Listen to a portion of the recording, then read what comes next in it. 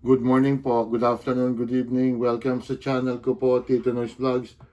I hope nasa mabuti po kayong kalagayan mga kababayan ko. Ito mga kababayan ko, ano bang araw ngayon? Monday,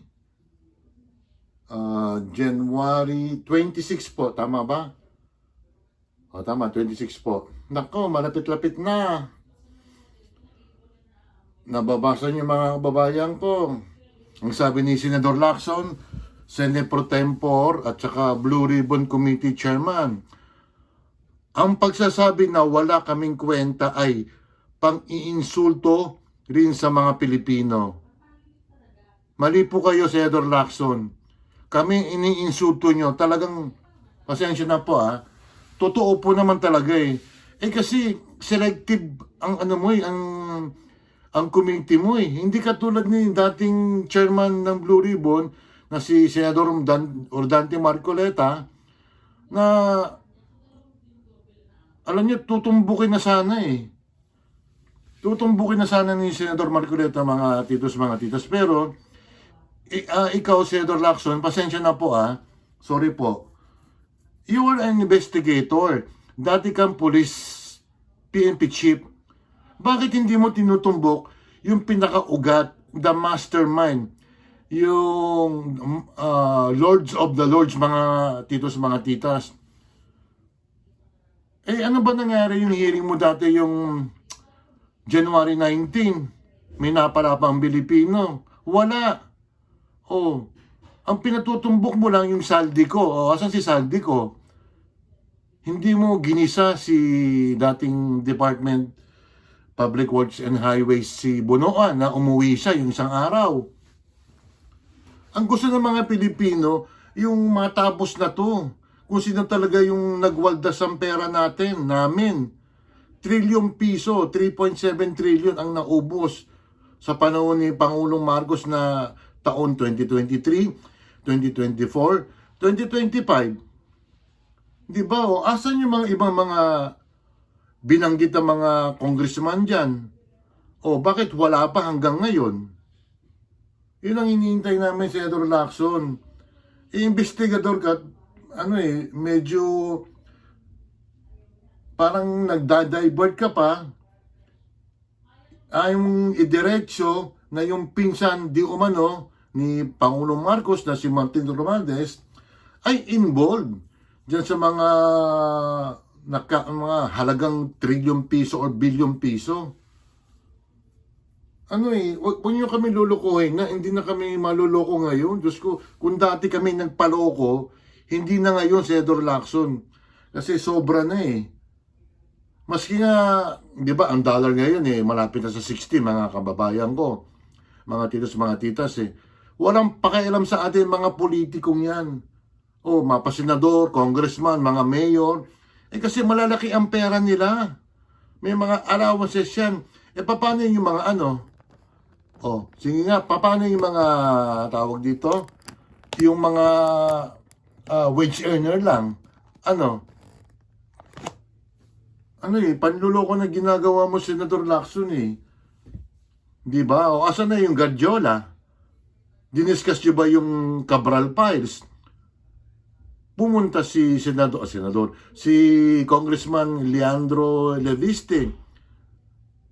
Tapos, ang gagawin nyo, executive session pa.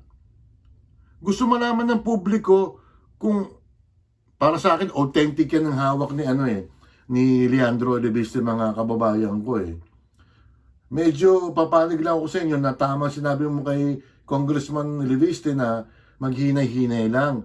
Huwag parating nasa media. Tama, kasi nakakaumi nga. Pero kung talagang totoo yan, yung mga allowances pa, mga kababayan ko, na mga congressman, mga senador, hindi na mga congressman ang may mga allowances yan, pati mga senador. Malalaki ang mga sweldo niyan. Di ba? Ano mo na? Tumbukin mo na. Kung talagang magaling ka, bakit wala si Gutesa?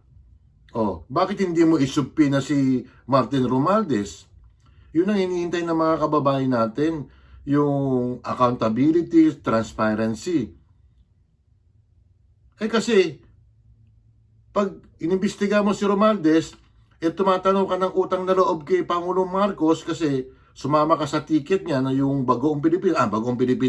yung bagong Pilipinas, tumatanong ka ng loob kasi lang Senador Lacson. Tumanaw ka ng utang na loob sa mga bumoto sa'yo. Pero di kita binoto. Pero sinisweldohan pa rin namin ikaw. May ambag kami sa mga sinasahod ng mga senador dyan.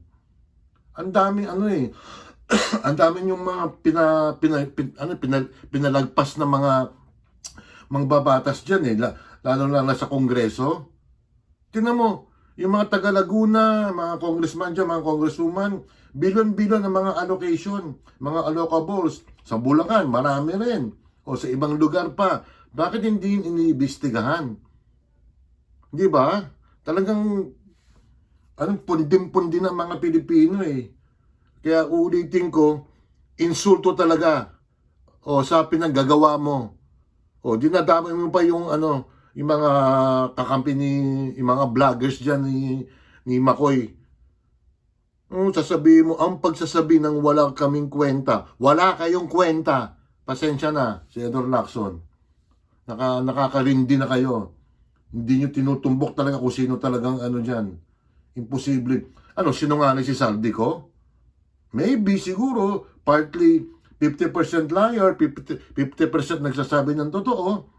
Timo, yung 100 billion na insertion ni Pangulo Marcos, hindi mo inimbestigahan. Pinagtanggol mo pa. Makakabwisit kayo. Shoutout muna tayo Maharap na lang ako. Sandali lang. Ayun na nga. Yan. Alright. Shoutout na tayo. Mga babayo kasi si Senador Lacson may pinagtatakpan talaga yan May pinagtatakpan yan kasi tumatanong ng utang na loob Ang bilis sumaba ng buko. Tinan mo. Magto 2 weeks pa ng mga kababayan ko, mga titas, mahaba na kagad shoutout tayo.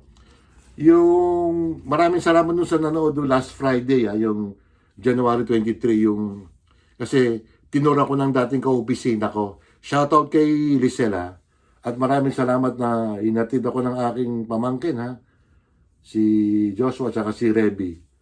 Sinama naman ako ni Reby, mga kababayan ko Salamat sa inyo.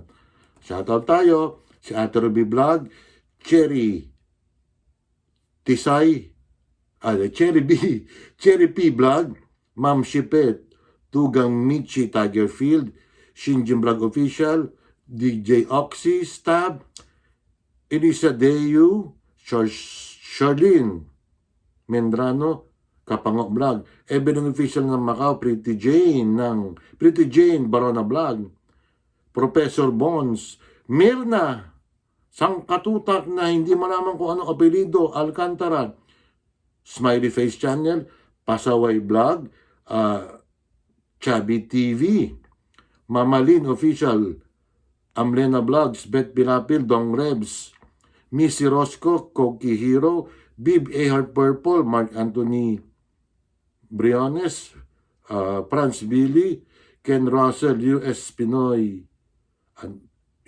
Adventure, Chairman Joban, Kim, Nanay Eva, Mayang Vlogs, Itchel Vlog, Emilia Brosas, Lag TV, si Olga, Doc Jude, Cecil Bacos, Kaligatan TV, Bayang Gudang, Ellen Cruz, si Junito Marinado, Myra T. Sanchez, BGT, Emblem Vlog, Glenn D. Anuel, Marites Coho, Chubbs de la Cruz, Charles Lumawig, tsaka si May Loves, and then sino pa ba?